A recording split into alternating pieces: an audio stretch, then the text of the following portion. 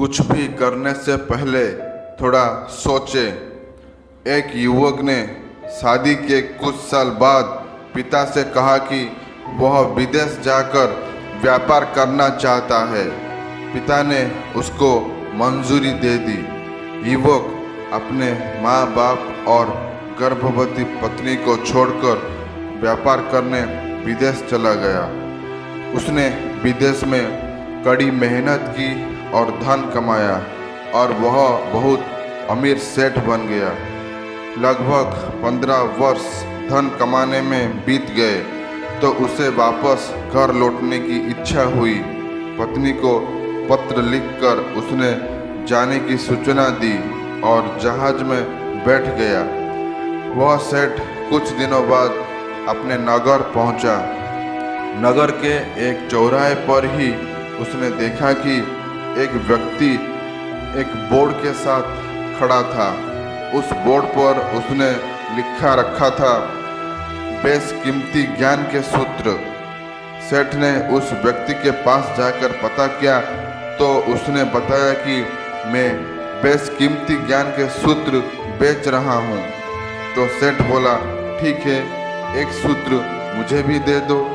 वह आदमी बोला, मेरे हर ज्ञान के सूत्र की कीमत 100 स्वर्ण मुद्राएं हैं। सेठ को यह सौदा महंगा तो लगा, लेकिन उसने एक ज्ञान सूत्र खरीद लिया। उस व्यक्ति ने सेठ को ज्ञान का सूत्र दिया, कोई भी कार्य करने से पहले 2 मिनट रुक कर सोच लेना। सेठ ने यह सूत्र अपने डायरी में लिख लिया। सेठ को अपने घर पहुंचते पहुंचते रात हो गई। सेठ ने सोचा, इतने सालों बाद लौटा हूं तो क्यों ना सीधे पत्नी के पास पहुंचकर उसे सरप्राइज दूं। घर के चौकीदारों को इशारों से अंदर कुछ भी कहने से मना कर दिया और सीधे पत्नी के कमरे में आ गया।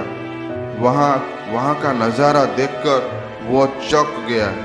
उसने देखा कि उसकी पत्नी के साथ एक युवक सोया हुआ था।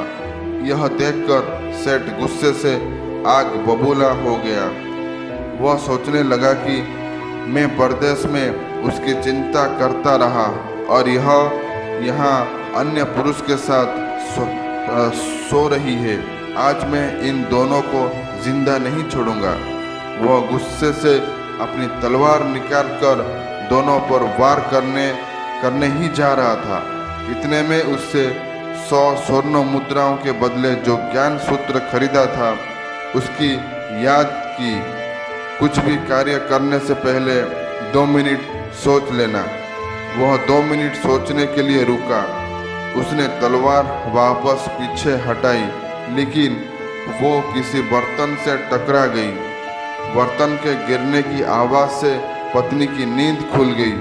आंख खोलते ही उसने अपने सामने अपने पति को देखा तो वह बहुत खुश हो गई और बोली, आपके बिना जीवन सुना सुना था।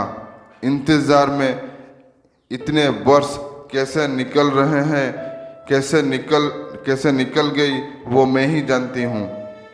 पत्नी ने इतना बोलकर पास सोए हुए युवक को उठाते हुए बोली, बेटा उठ जा, तेरा पिताजी आए हैं। युवक उठकर जैसे ही पिता को प्रणाम करने झुका तो माथे की पगड़ी सेठ के पैरों में गिर गई। उसके लंबे लंबे बाल बिखर गए। सेठ की पत्नी ने कहा, यह आपकी बेटी है, इसके सम्मान को कोई आंच ना आए, इसलिए मैंने इसे बचपन से ही पुत्र के समान पालन पोषण और संस्कार दिए हैं। यह सुनकर सेठ की आंखों से आंसू की धारा बह निकली।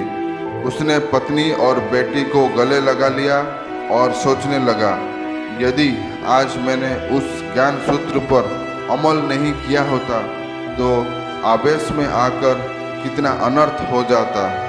मेरे हाथों से मेरा ही निर्दोष परिवार खत्म हो जाता। दोस्तों, इस कहानी से यही सीख मिलती है कि जल्दबाजी में आकर कोई भी निर्णय ना लें, क्योंकि जब हम आवेश में होते हैं तो हमें अच्छे बुरे का ख्याल नहीं रहता है। इसलिए गुस्सा होने की स्थिति में कोई भी निर्णय ना लें। कुछ देर रुके और दिमाग ठंडा होने दें और फिर सोचें कि क्या सही है और क्या गलत है। दोस्तों, अगर ये वीडियो अच्छा लगा है तो इसे लाइक और शेयर कीजिए और ये चैनल को सब्सक्राइब कीजिए। दोस्तों, वीडियो अंत तक देखने के लिए आपका बहुत बहुत धन्यवाद।